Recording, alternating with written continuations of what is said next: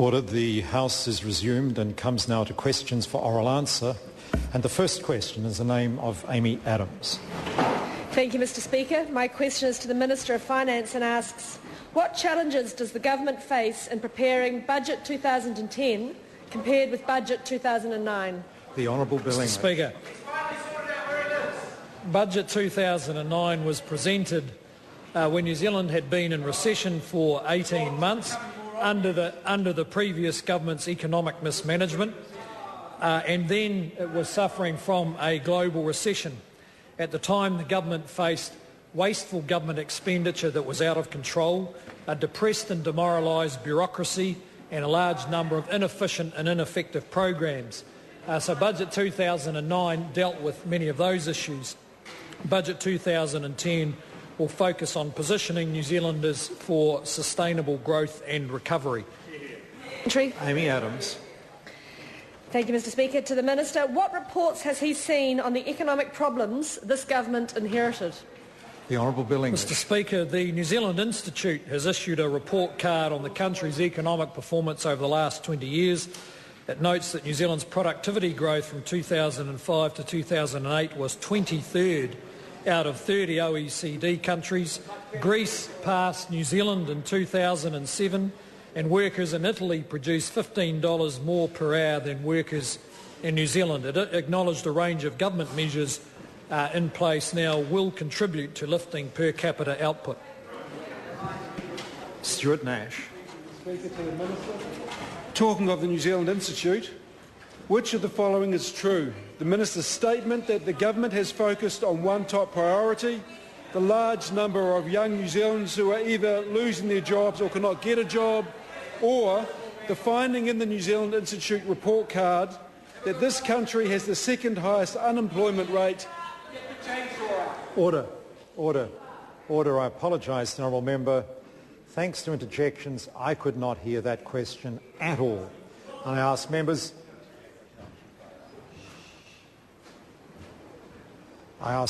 to be a little more reasonable with their interjections, and I ask Stuart Nash please to start his question again. Point of order, the Honourable Trevor Mallard. Mr. Speaker, I accept that both sides were responsible for that, but while you were on your feet, Sandra Gowdy loudly interjected at you while you were speaking, sir. I think in the interest of equity it would be good for there at least to be some reprimand for her. I think you heard her.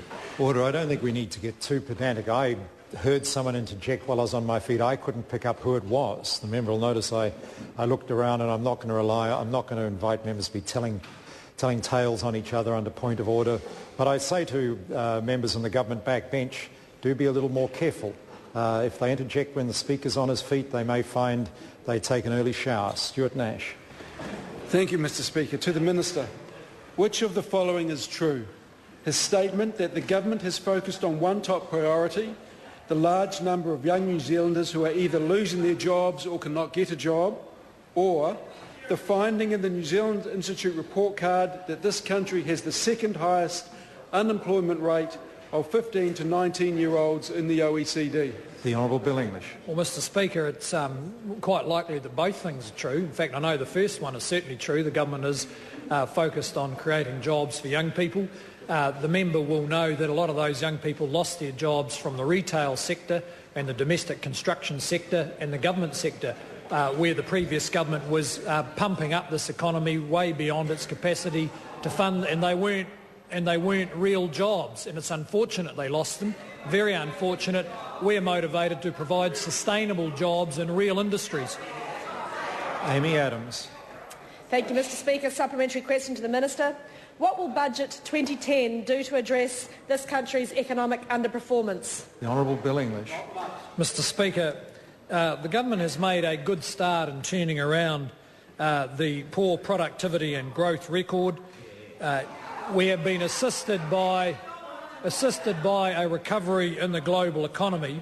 But Budget 2010 will set out the next steps in the government's plan that include investment, billions of dollars of investment in infrastructure, overhauling our regulatory framework, redesigning the New Zealand tax system, lifting productivity in the public sector and continuing to improving capital markets and continuing to aim for higher educational standards.